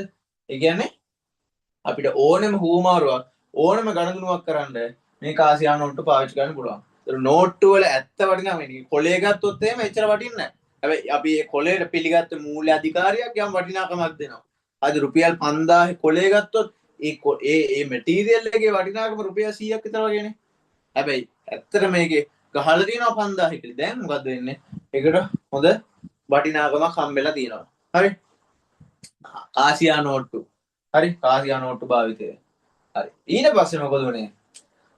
කාසියා නෝට්ටු වලට පස්සේ ආවා මොකද අංක 5 ලියා ගන්න. බැංකු මුදල් භාවිතය. බැංකු මුදල් භාවිතය. බැංකු මුදල් භාවිතය. හරි. බැංකු මුදල් කියලා කියන්නේ මොකද්ද? බැංකු මුදල් කියලා කියන්නේ මේක හොඳට මතක තියාගන්න මේක හරි වටින ෆැක්ට් එකක් හරි වටින පොයින්ට් එකක්. බැංකු මුදල් කියලා කියන්නේ මොකද්ද? බැංකු මුදල් කියලා කියන්නේ ජංගම ගිණුම් වල තියෙන ශේෂ. ජංගම ගිණුම් කොහෙද තියෙන්නේ? වාණිජ බැංකු වල. හරි. වාණිජ බැංකු වල ජංගම ගිණුම් වල ඇති ශේෂ අපි කියනවා මොනවා කියලාද? බැංකු මුදල් කියලා. හරි. වාණිජ බැංකු කියලා කියන්නේ මොනවද? හරි. වාණිජ බැංකු කියලා කියන්නේ මොනවාද? ඉල්ලුම් තැන්පතු නැත්නම් ජංගම ගිණුම් පවත්වාගෙන යන්න පුළුවන් බැංකු. නැත්නම් අපි කියනවා ජංගම ගිණුම් පවත්වාගෙන යා හැකි මුදල් මැවීමේ හැකියාවක් ඇති බැංකු වාණිජ බැංකු ලෙස හඳුන්වයි කියලා. හරි. එච්චර කම්ප්ලෙක්ස් කරගන්න ඕනේ නැහැ. අපි දැන් කතා කරන්නේ බැංකු මුදල්. බැංකු මුදල් කියලා කියන්නේ ජංගම ගිණුම් වල තියෙන ශේෂ. ඔය ශේෂ වලින් අපිට ගෙවීම් කරන්න පුළුවන් චෙක් පත් පාවිච්චි කරලා. ඒක තමයි බැංකු මුදල් කියන්නේ. චෙක් පත් වලින් අපිට ගෙවීම් කරන්න පුළුවන් නම් අපි කියනවා ඒවට බැංකු මුදල් කියලා. හරි. ඊට පස්සේ අපි යනවා විද්‍යුත් මුදල් භාවිතයට. විද්‍යුත් මුදල් අපි නැත්තම් කියනවා ඉලෙක්ට්‍රොනික මුදල් කියලා. හරි. ඉලෙක්ට්‍රොනික මුදල් භාවිතය. දැන් අපි පාවිච්චි කරනවා අපිට ලෝකේ ඉන්න ඕනම තැනකට ගෙවීමක් කරන්න පාවිච්චි කරන්න පුළුවන් මොනවද? ඉලෙක්ට්‍රොනික මුදල් නැත්තම් විද්‍යුත් මුදල් කියලා. හරි. ලියා ගන්න අංක 7. sorry අංක 6. අංක 6 මොකද්ද? මුදලේ විකාශනයේ අවසාන අධ්‍යයනය. විද්‍යුත් මුදල් භාවිතය. හරි. විද්‍යුත් මුදල් භාවිතය. විද්‍යුත් මුදල් භාවිතය. හරි. ඔන්න දැන් අපි මුදලේ විකාශනයක් කතා කරා. හරි. මුදලේ විකාශනයක් කතා කරා. හරි. වක්‍ර නිෂ්පාදනය කතා කරා. මුදල් කතා කරා. හරි. ඔන්න දැන් මුදල් භාවිතය කතා කරාට පස්සේ හරි ඊළඟට එනවා මොකද්ද? ඊළඟ අවධිය තමයි ඊළඟ අදියර තමයි. ඔය ඉතිහාසය ඉගෙනගෙන තියෙනවා නම් ඔය ඉගෙනගෙන ඇති ඉතිහාසයේ පොතේ තියෙනවා. හරිද? 11 හෝ 10 හරියට මතක නැහැ. ඉතිහාසයේ පොතේ තියෙනවා. 18 වන සියවසේ අග භාගයේ 19 වන සියවසේ මුල් භාගයේ ඒ කියන්නේ 1990 sorry 1890 1900 1910 ඔන්න ඔය වගේ කාල සීමාවක් තුල. හරි. 18 වන සියවසේ අග භාගයේ 19 වන සියවසේ මුල් භාගයේ එංගලන්තයේ කාර්මික අංශය නැත්නම් කර්මාන්ත ශාස්ත්‍රයේ ඇති වූ පිබිදීම ඔන්න මොකද්ද? අපි කතා කරනවා කාර්මික විප්ලවය. හරි. ඊළඟ ස්ටෙප් එක මොකද්ද? ඊළඟ ස්ටෙප් එක මොකද්ද?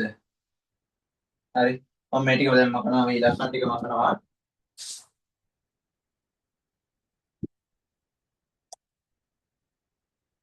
මුදලේ විකාශනය දැන් ලියාගෙන තියෙනවා කියලා මම හිතනවා. හරි. මොකද්ද ඊළඟට තිබ්බා? අංක 7 කාර්මික විප්ලවය.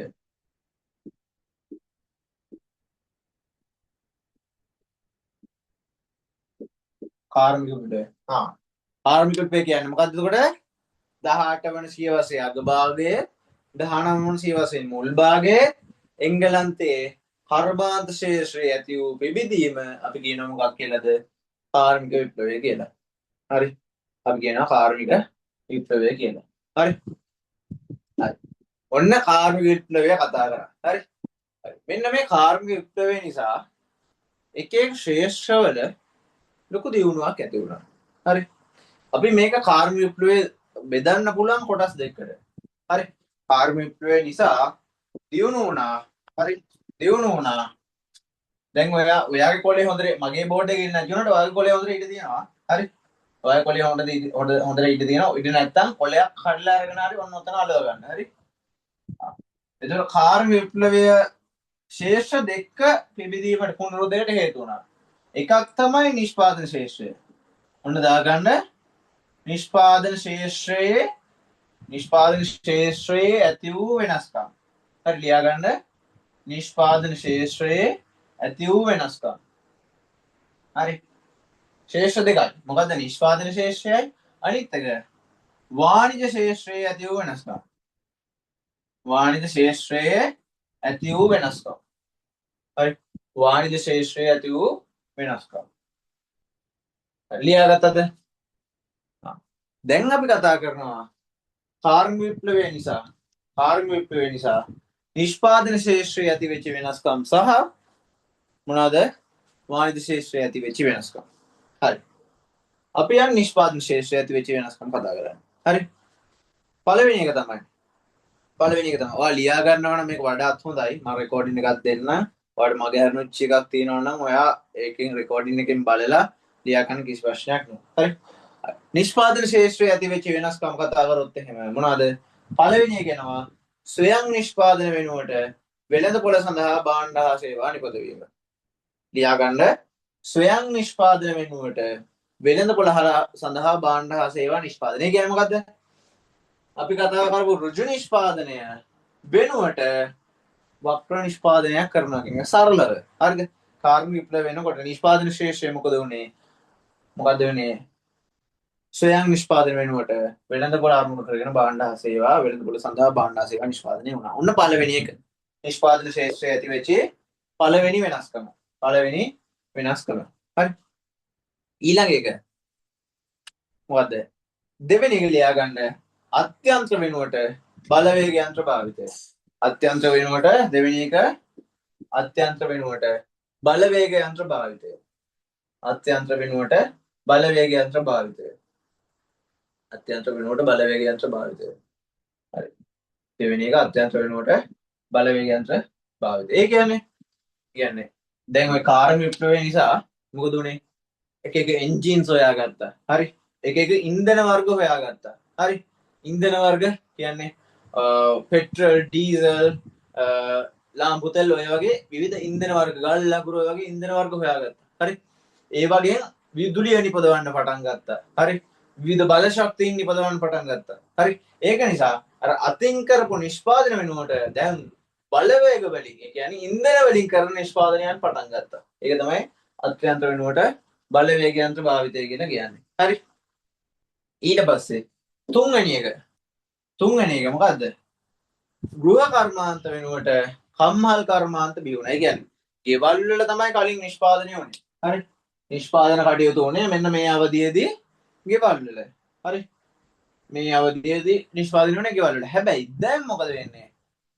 ගෘහ කර්මාන්ත වෙනකොට කම්හල් කර්මාන්ත. කියන්නේ දැන් නිෂ්පාදන කටයුතු වෙන්නේ කර්මාන්ත ශාලාවල. දැන් නිෂ්පාදන කටයුතු වෙන්නේ කොහෙද? කර්මාන්ත ශාලාවල. දැන් කම්හල් වල බාන්න හදන්නේ. හරි. කර්මාන්ත ශාලාවල දැන් හදන්නේ. හරි. අන්තිම එක ලියා ගන්න. හතරවෙනි එක. නිෂ්පාදන ශේෂ්ත්‍රයේ ඇති වෙච්ච ඊළඟ හතරවෙනි වෙනස් කරන මොනවාද? මොකද්ද? ශ්‍රම විභජනය සහ විශේෂීකරණය වැනි ශිල්ප ක්‍රම භාවිතය. නිෂ්පාදනයේදී ශ්‍රම විභජනය සහ විශේෂීකරණය වැනි ශිල්ප ක්‍රම භාවිතය. නිෂ්පාදනයේදී ශ්‍රම විභජනය සහ විශේෂීකරණය වැනි ශිල්ප ක්‍රම භාවිතය. ඔන්න අපි කතා කරන්න ඕන තවත් එකක්. හරි. මේ විශේෂීකරණය කියන එක දැන් මං නැවත කතා කරන්නම්. විශේෂීකරණය කියන එකත් පැහැදිලිද? අපි මෙතන විශේෂීකරණය සහ ශ්‍රම විභජනය කියන සංකල්ප දෙකක් කතා කරනවානේ. හරි.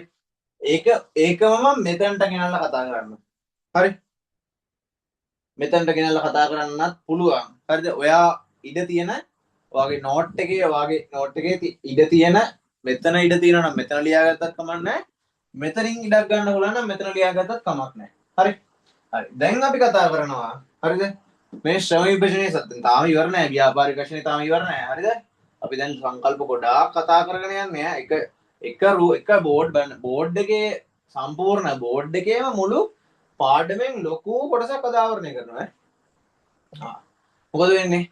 අපි දැන් කතා කරන්න යන්නේ දැන් මේ නිෂ්පාදන ශාස්ත්‍රයේ ඇතිවෙච්ච හතරවෙනි වෙනස්කම් විදියට ශ්‍රම විභජනය සහ විශේෂීකරණය ආවා. හරි. දැන් අපි යනවා කතා කරන්න. මොකද්ද? දැන් අපි කතා කරන්න යනවා සංකල්ප දෙකක්. මොකද්ද සංකල්පය? එකක් ඇවිල්ලා ශ්‍රම විභජනය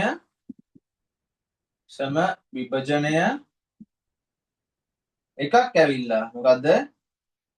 විශේෂීකරණය.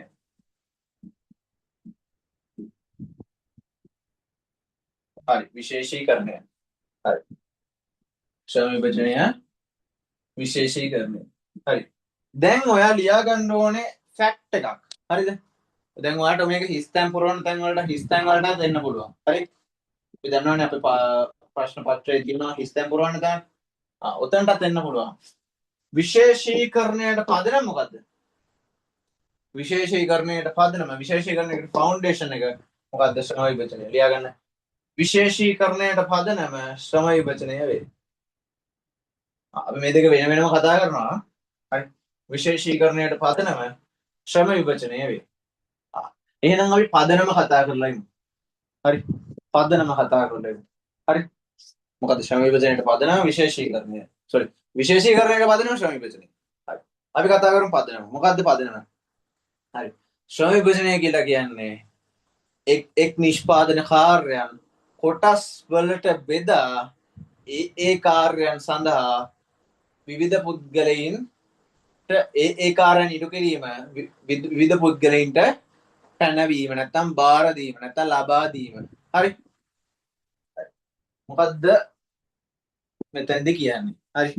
අපි උදාහරණයක් ගමු. හරි. උදාහරණයක් ගමු. ඔයා දන්නවා ගිහිල්ලා තියෙනවා නම් කවදා හරි ගාමන්ට් එකකට ගිහිල්ලා තියෙනවද? ගිහිල්ලා ඇති තියෙන කට්ටියත් ඇති නැති කට්ටියත් ඇති. හරි. හරි. ඔයා ගාමන්ට් එකකට ගිහිල්ලා තියෙනවා නම් හරි ගාමන්ට් එකේ මොකද වෙන්නේ? ගාමන්ට් එකේ තියෙනවා මොනවද? එක එක සෙක්ෂන්ස් දෙපාර්තමේන්තු. හරි. කටින් සෙක්ෂන් එක කියලා එකක් තියෙනවා. හරි. එතන පාවිච්චි කරන්නේ රෙදි කපන්න. හරි. ඊට පස්සේ ඊට පස්සේ මහානාංශය කියලා එකක් තියෙනවා. හරි. එතන වෙන්නේ මොකද්ද? රෙදි මහාන එක. හරි. ඊට පස්සේ බොත්තම් අල්ලන්න තව අංශයක් තියෙනවා. රෙදි මදින්න තව අංශයක් තියෙනවා. හරි. රෙදි මදින්න තව අංශයක් තියෙනවා. රෙදි පැක් කරන්න තව අංශයක්. රැප් කරන්න තව අංශයක්. ඔය විදිහට එක එක කාර්යයන් වලට එක එක අංශ තියෙනවා. හරිද? ගාමන්ස් වල මොකද වෙන්නේ? ඒ අංශ වලට විවිධ පුද්ගලයින්ව දානවා. හරි. දැන් එක පුද්ගලයෙක්ට ඔය හැම වැඩේම කරන්න දෙන්නේ නැහැ. හරි. එක පුද්ගලයෙක්ට ඔය හැම වැඩේම කරන්න දෙන්නේ නැහැ. ඒක ප්‍රැක්ටිකල් නැහැ. හරි. එතනදී මොකද කරන්නේ? එක පුද්ගලයෙක්ට දෙන්නේ එක කාර්යයක් විතරයි. එයා ඒ කාර්යය හරියට කරනවා. හරි. ආයේ මොකද්ද? ආයතනයක වැඩ කොටස් ආයතනයක කාර්යයන් විවිධ කොටස් වලට බෙදා ඒ කටයුතු සඳහා විවිධ පුද්ගලයන් යෙදවීම. මොකද්ද? අපි කියනවා ශ්‍රම විභජනය කියලා. හරි? ලියාගත්ත ප්‍රශ්නයක් නෑ, ලියාගත්තේ නැත්නම් කමන්නේ. ඔවා අනිවාර්යෙන් පාඩම් කරද්දී බලන්න. හරි? මොකද්ද? ආයතනයේ පවතින ලියා ගන්නකො. ආයතනයේ පවතින කාර්යයන් විවිධ කොටස් වලට බෙදා ඒ කාර්යයන් සඳහා විවිධ පුද්ගලයන් යෙදවීම. ආයතනයේ පවතින කාර්යයන් විවිධ කොටස් වලට බෙදා ඒ කාර්යයන් සඳහා පුද්ගලයන් යෙදවීම. හරි. දැන් ඔය එක එක කාර්යයන් වලට පුද්ගලයන් යෙදවීම මත මොකද වෙන්නේ? දැන් හිතන්නකෝ මහානාංශයේ ඉන්න පුද්ගලයා. එයාට දැන් දීලා තිනවා මහාන මැෂින් එකක්. එයා කරන්නේ හැමදාම මහාන එක. හරි. එයා හැමදාම මහාන නිසා දැන් මොකද වෙන්නේ? එයා ඒ කාර්යයට දක්ෂ වෙනවා. එයා ඒ කාර්යයට හොඳ ස්කිල් එකක් හදා ගන්නවා. හරි. ඕක නිසා දැන් මුලින්ම එයා දවසකට ඇඳුම් දෙකක් තුනක් මැහුවා නම් දැන් මහනවා. දැන් ඉතින් දැන් මාස 5ක විතර වැඩ කරලා එක දිගට දැන් එයාට දවසකට ඇඳුම් 10ක් මහන්න පුළුවන්. හරි. මොකද වෙලා තියෙන්නේ? එයා මොනවා වෙලාද? විශේෂීකරණය වෙලා. එයා මොකද වෙලා තියෙන්නේ? විශේෂීකරණය වෙලා. හරි. ඔන්න එයා ඒ කාර්යයට දක්ෂ වෙලා. හරි. අපි දැන් ලියා ගන්නවා විශේෂීකරණයේ නිර්වචනය. ලියා ගන්න මොකද? යම් කාර්යයක නැත්තම් යම් සාපේක්ෂ වශයෙන් වාසිසහගත නිෂ්පාදන කාර්යයක ලියා ගන්න.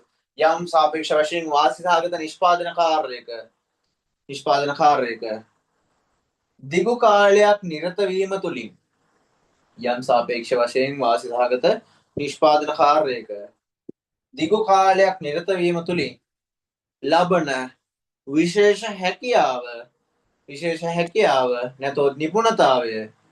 හැකියාව නැතොත් නිපුණතාවය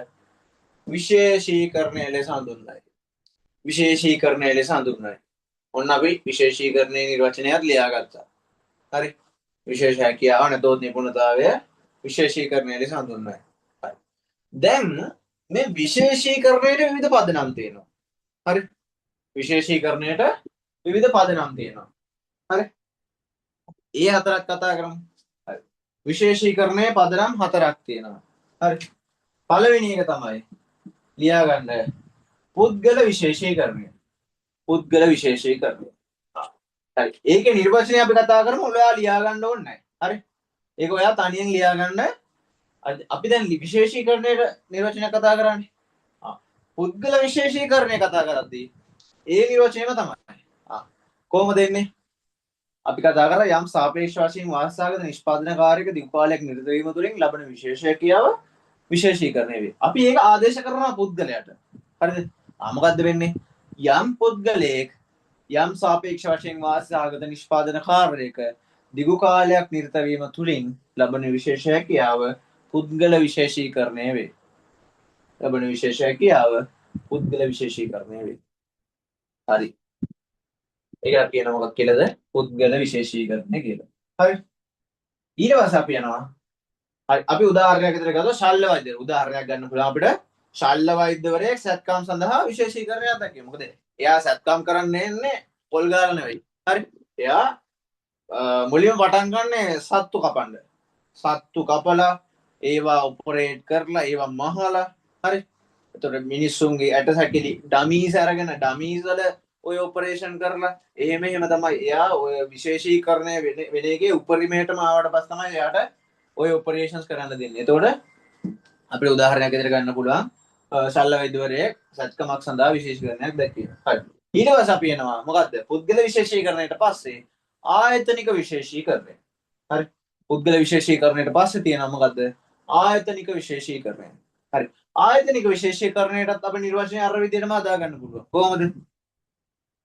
යම් සාපේක්ෂ වශයෙන් වාසිසහගත නිෂ්පාදන කාර්යයක යම් ආයතනයක් හරි යම් ආයතනයක් යම් සාපේක්ෂ වශයෙන් වාසිසහගත නිෂ්පාදන කාර්යයක දිගු කාලයක් නිරත වීම තුළින් ලබන විශේෂ හැකියාව නැතොත් නිපුණතාවය අපි කියන මොකක් කියලාද ආයතනික විශේෂීකරණය වේ කියලා.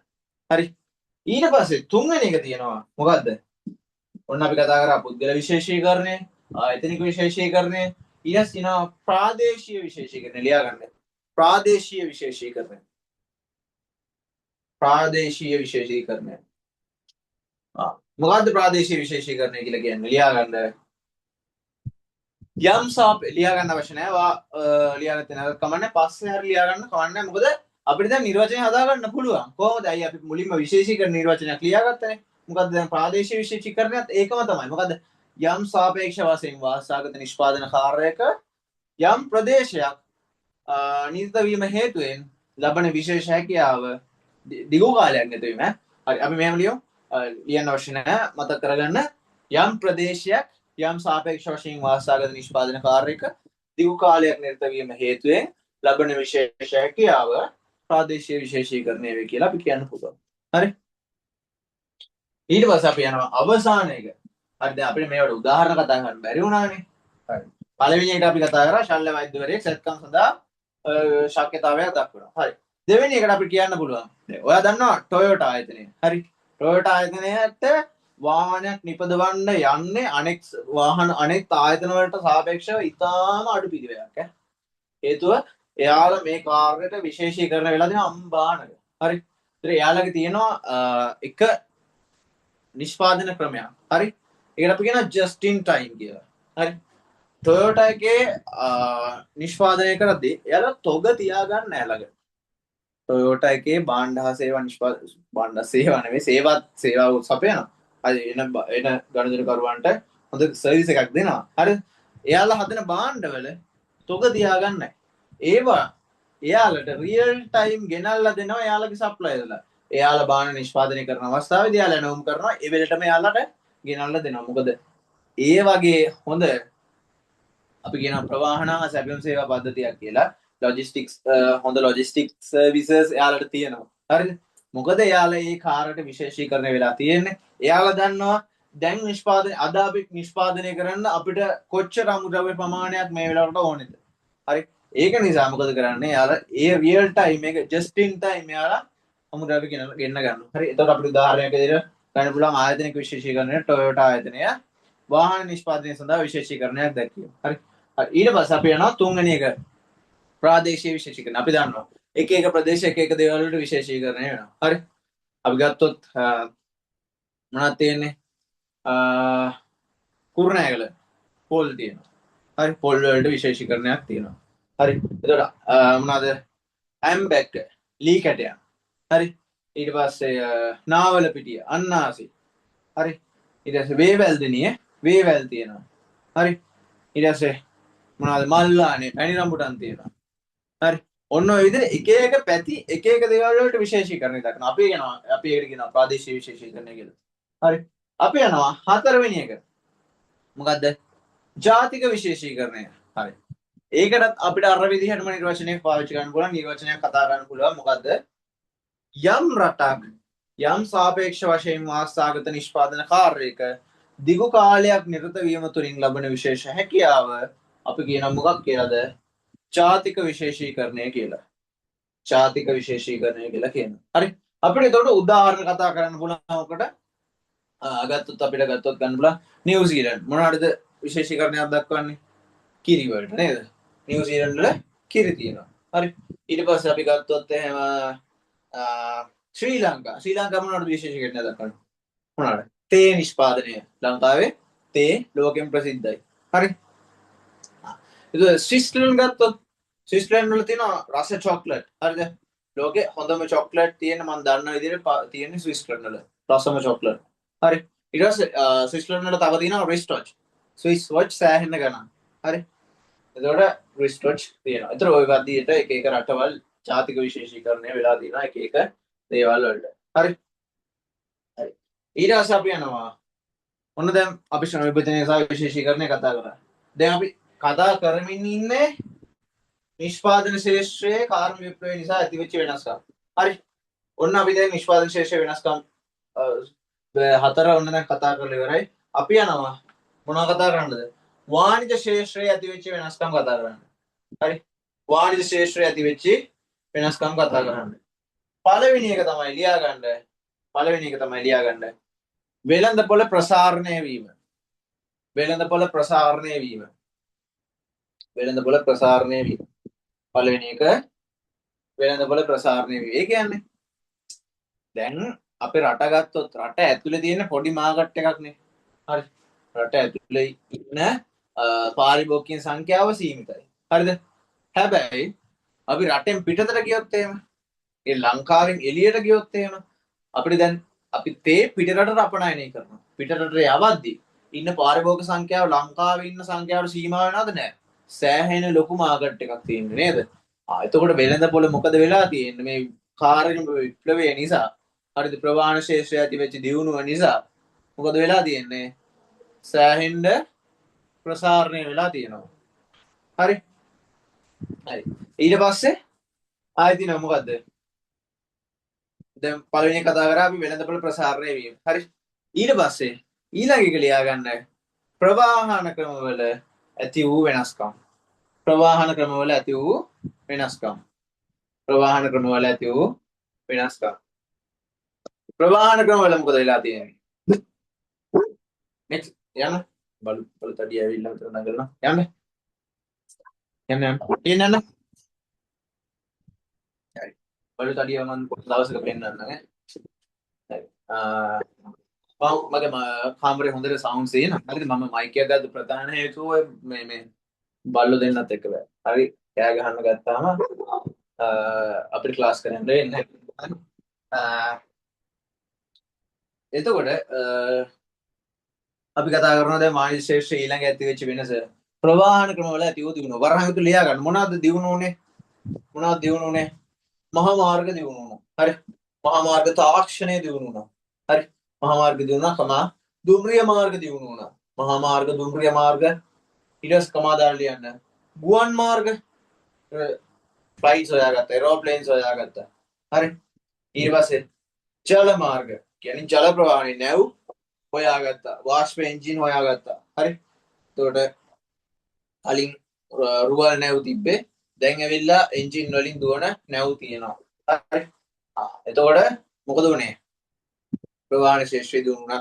ඕක නිසා වාණිජ්‍ය සෑහෙන ප්‍රසාරණය වුණා. ඔය ප්‍රවාහනය තමයි වාණිජ්‍ය ප්‍රසාරණයට ගෝලීය වෙළඳපොළ නැත්නම් ගෝලීයකරණයේ ඔන්න තව ෆැක්ට් එකක්. හරිද? ගෝලීයකරණයේ ප්‍රධාන මූලාශ්‍රය තමයි මොකද්ද? ප්‍රවාහනය. ප්‍රවාහනයේ ඇති වූ දියුණුව තමයි ගෝලීයකරණයට ප්‍රධානම හේතුව. හරි. ඊට පස්සේ තුන්වෙනි එක ලියා ගන්න. ඔන්න වාණිජ ශේෂ්ත්‍රය ඇති වෙච්ච තුන්වෙනි වෙනස්කම ලියා ගන්න. බැංකු රක්ෂණ සංනිවේදන වැනි උපකාරක සේවාවල ඇති වූ දියුණුව. බැංකු රක්ෂණ සංනිවේදන වැනි උපකාරක සේවාවල ඇති වූ දියුණුව. බැංකු රක්ෂණ සංනිවේදන වැනි උපකාරක සේවාවල ඇති වූ දියුණුව. හරි. වාණිජ ශේෂ්ත්‍රයේ ඇති වෙච්ච ඊළඟ වෙනස්කම. හරි. ඔන්න දැන් අපි කතා කරලා තියෙන්නේ දැන් බැංකුව විහුනේ කාර්මික විප්ලවයෙන් පස්සේ. බැංකුව ආවේ, ඊට පස්සේ රක්ෂණ ආයතන ආවේ, ඉන්ෂුරන්ස් කම්පැනිස් ආවේ, ඊට පස්සේ විවිධ සංනිවේදන කරන පාවිච්චි ජංගම දුරකථන හොයාගත්තා. ඊට පස්සේ ඩිජිටල් තාක්ෂණය ආවා. ඇනලොග් තාක්ෂණය ඩිජිටල් තාක්ෂණය බවට පරිවර්තනය වුණා. හරි. එතකොට සංනිවේදන ක්‍රමවල සෑහෙන දියුණුවක් ඇති වුණා. හරි. එතකොට ඊට පස්සේ බැංකු රක්ෂණ සංනිවේදන ඔය වගේ උපකාරක සේවා දියුණුවා. හරි. එතකොට අපි කියනවා දැන් නිෂ්පාදන ශේෂ්ත්‍රයේ සහ වාණිජ ශේෂ්ත්‍රයේ ඇති වෙච්ච දියුණුව ඕවරෝල් අපි සමරි එකක් විතර ගත්තාම කාර්මික විප්ලවය කියලා. හරි. කාර්මික විප්ලවය කියලා. හරි. ඊට පස්සේ අපි එනවා අපේ අද කතාවේ අවසානයට හරි මේ කාර්මික විප්ලවයට පස්සේ කාර්මික විප්ලවයට පස්සේ ආවේ මොකද්ද අන්තිමේදී දැන් මේ ඇවිල්ලා 7 වෙනි එක හරි කාර්මික විප්ලවයට පස්සේ එනවා මම දැන් මෙතන මේ ටික මකන්න යන්නේ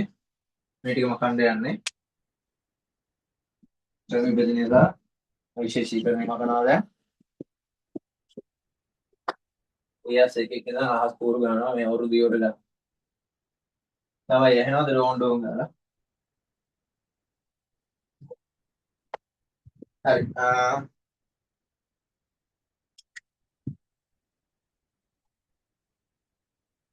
ඊට පස්සේ අපි යනවා මොකද්ද අපේ කතාවේ අවසානයේට කාර්මික විප්ලවයෙන් පස්සේ ආවා තොරතුරු ආර්ථිකය හරි තොරතුරු ආර්ථිකය අපිට ඉල්පාණයෙන් ලියාගත්ත එක කියනවා හරි කාර්මික විප්ලවයෙන් පස්සේ ආවා 8 වෙනි එක තොරතුරු ආර්ථිකය තොරතුරු ආර්ථිකය හරි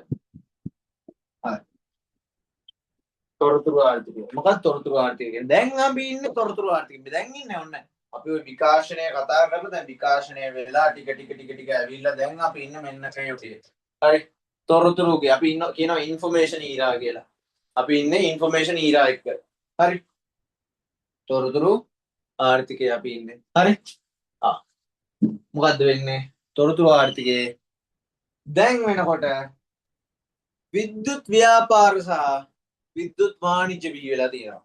හරි. විද්‍යුත් වාණිජ්‍ය සහ විද්‍යුත් ව්‍යාපාර බිහි වෙලා තියෙනවා. හරි. ඉතින් මේ තොරතුරු ආර්ථිකය කියන එක අපිට කතා කරන්න පුළුවන් කොටස් දෙකකට කතා කරන්න පුළුවන්. තොරතුරු ආර්ථිකය එකක් ඇවිල්ලා විද්‍යුත් වාණිජ්‍ය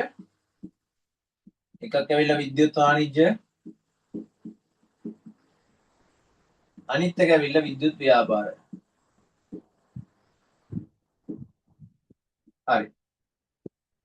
අපි කතා කරමු දැන් විද්‍යුත් වාණිජ්‍ය ගැන කතා කරද්දී වාණිජ්‍ය කියන එක කතා නොකර බෑනේ.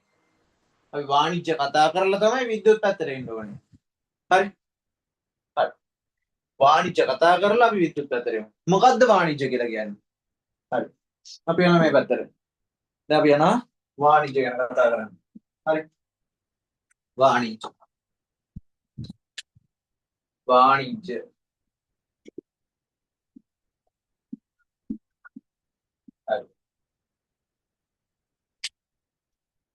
වාණිජ්‍ය කියන්නේ ලියා ගන්න පුතා මේක නිර්වචනය භාණ්ඩයක් නිෂ්පාදනය කිරීමේ සිට භාණ්ඩයක් නිෂ්පාදනය කරන අවස්ථාවේ සිට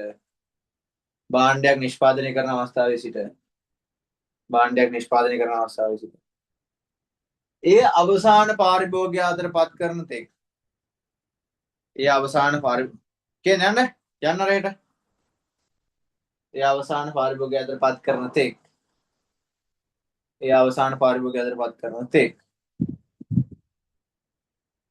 සිදුවන සියලුම වෙළදාම් සහ උපකාරක සේවාවල එකතුවක්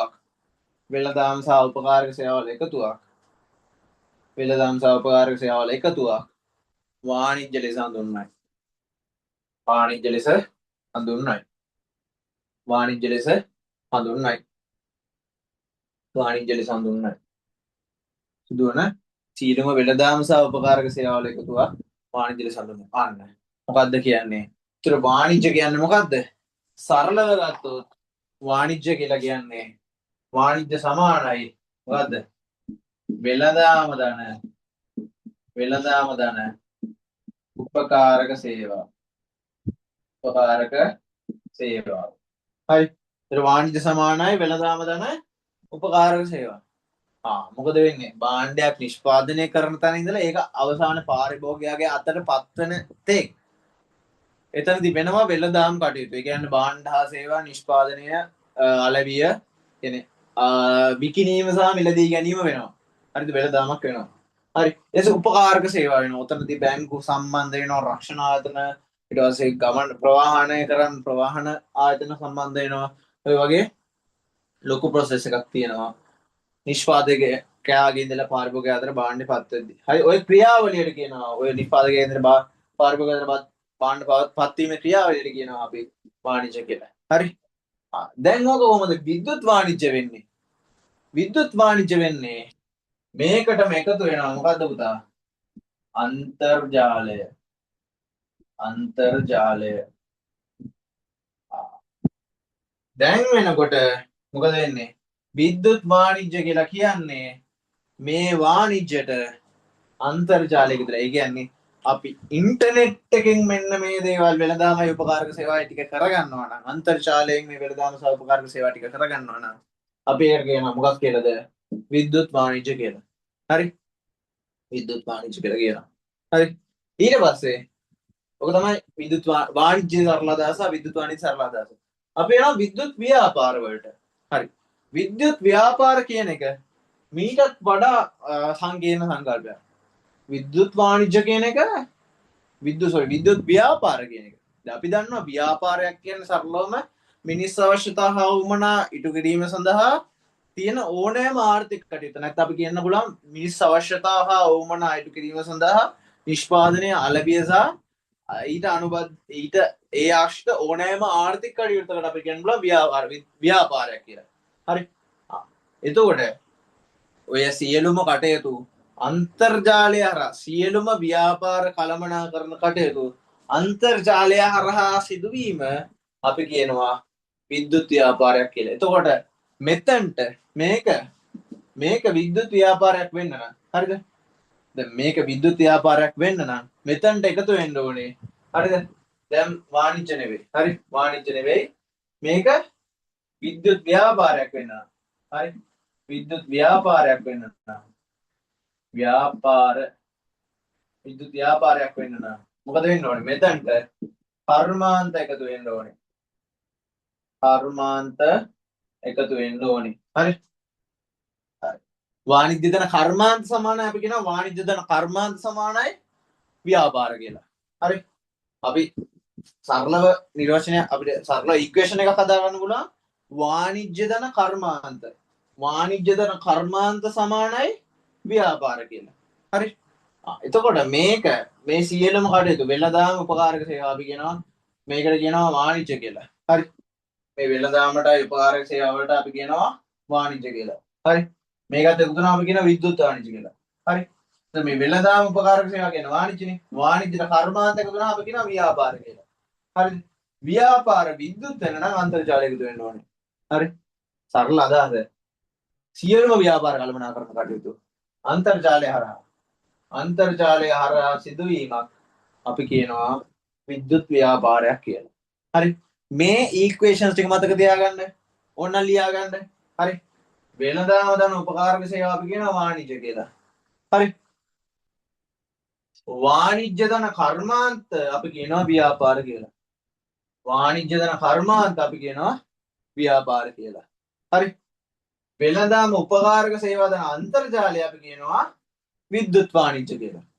වෙළඳාම ධන උපකාරක සේවා ධන අන්තර්ජාලය අපි කියනවා විද්‍යුත් වාණිජ්‍ය කියලා. පුළුවන් නම් ලියා ගන්න. හරි? පුළුවන් නම් නේ ගොමර ලියා ගන්න. හරි? ඊට පස්සේ අපි කියනවා වාණිජ්‍ය ධන කර්මාන්ත ධන අන්තර්ජාලය සමානයි විද්‍යුත් ව්‍යාපාර. හරි? එතකොට ඔය සියලුම ව්‍යාපාර කළමනාකරන කටයුතු අන්තර්ජාලය හරහා වෙනවා නම් අපි ඔකට කියනවා මොකක් කියලාද?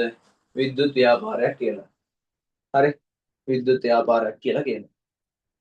හරි. ඔන්න අපි දැන් ව්‍යාපාර විකාශනය කතා කරා. හැබැයි ඉවර නැහැ. හරි? ඉවර නැහැ. දැන් වඩාත් වැදගත් ෆැක්ට් එකක් තියෙනවා කතා කරන්න. හරි?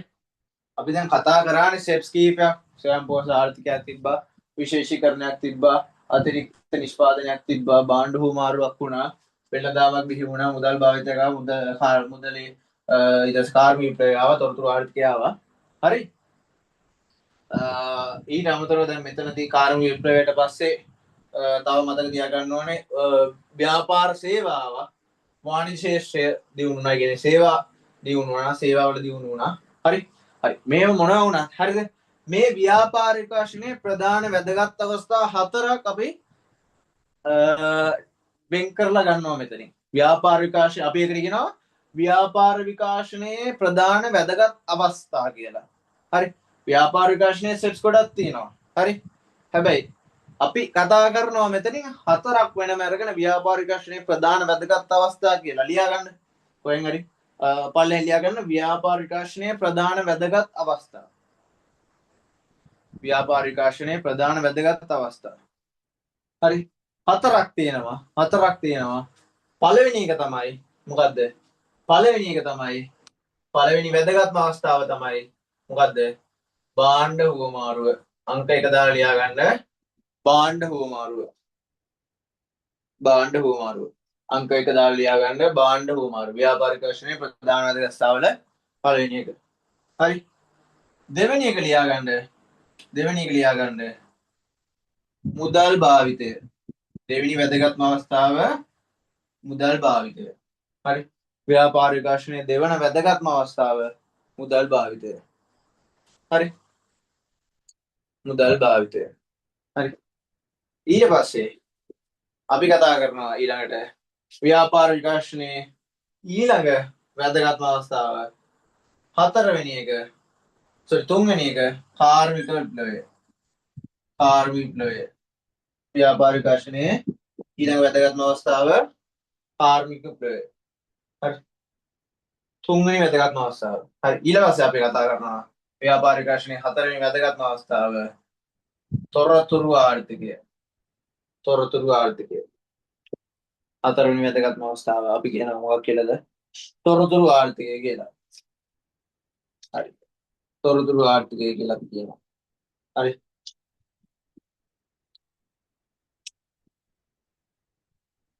හරි. ඔන්න අපි ව්‍යාපාර විකාශනය කතා කරා. මුදලේ විකාශනය කතා කරා. ඊට පස්සේ කාර්මික විප්ලවය කතා කරා. කාර්මික විප්ලවය නිසා නිෂ්පාදන ශේෂ්ත්‍රය ඇතිවෙච්ච වෙනස්කම් කතා කරා. වාණිජ්‍ය ශේෂ්ත්‍රය ඇතිවෙච්ච වෙනස්කම් කතා කරා. ඊට පස්සේ අපි මොකද්ද ශ්‍රම විභජනය කියන්නේ කියලා කතා කරා. විශේෂීකරණය කියන්නේ මොකද්ද කියලා කතා කරා. ඊට පස්සේ මොකද්ද වාණිජ්‍ය කියන්නේ, විද්‍යුත් වාණිජ්‍ය කියන්නේ මොකද්ද, ව්‍යාපාර කියන්නේ මොකද්ද, විද්‍යුත් ව්‍යාපාර කියන්නේ මොකද්ද කියලා සම්පූර්ණ ව්‍යාපාර විකාශනයත් එක්ක ලොකු ෆැක්ට්ස් ටිකක් කතා කරා. හරි. ලොකු දේවල් ටිකක් අපි අද කතා කරා. හරි. හරි. එතකොට අද කතා කරපු ටික ඔන්න අපි එක කොලයකට අරගෙනක් තියෙනවා. හරි. එක කොලයකට වාට කොලයක් මදි වෙලා තියෙනවා නම් අපි මේකට කොලයක් ඇටච් කරලා හදා ගන්නත් පුළුවන්. හරිද? කිසි ප්‍රශ්නයක් නැහැ. හරිද? සම්පූර්ණ පාඩමෙන් විශාල ප්‍රමාණයක් දැන් එක කොලයකට අරන් තියෙනවා. හරි. එතකොට අද අපි ගොඩක් වැඩ කරා. හරි. එතකොට අපි මෙතනින් අද වැඩේ නතර කරමු. මම හිතනවා අද කරපු දේවල් තේරෙන්නේ නැති කියලා. එතකොට මේක ඔයා වීඩියෝ එක රෙකෝඩින් එක හරි මේක සෙෂන් එකට හිටියනම් සෙෂන් එක ගැන ෆීඩ්බැක් එකක් මට දාන්න. මගේ අඩුපාඩු තියෙනවා නම් අඩුපාඩුත් දාන්න, කිසි ප්‍රශ්නයක් නැහැ. WhatsApp chat එකට දාලා තියන්න. හරි. එතකොට මට දියුණු වෙන්න පුළුවන්. ඔයාලට හොඳ රිසල්ට් එකකට යන්න පුළුවන්. හරි. එහෙනම් අපි අදට සෙෂන් එක වයින්ඩ් අප් කරමු. හරි. අද සෙෂන් එක අපි නවත්තමු. එහෙනම් සහභාගී ඔබ සැමට ස්තුතියි සහ ජයෙන් ජයම වේවා. හරි. සුබ රාත්‍රියක් කියලා මතක් කරන ගමන් ඉදිරි වැඩසටහන් පිළිබඳව මම WhatsApp group එකේ අප්ඩේට් එකක් දෙන්නම්. හරි. එහෙනම් good night.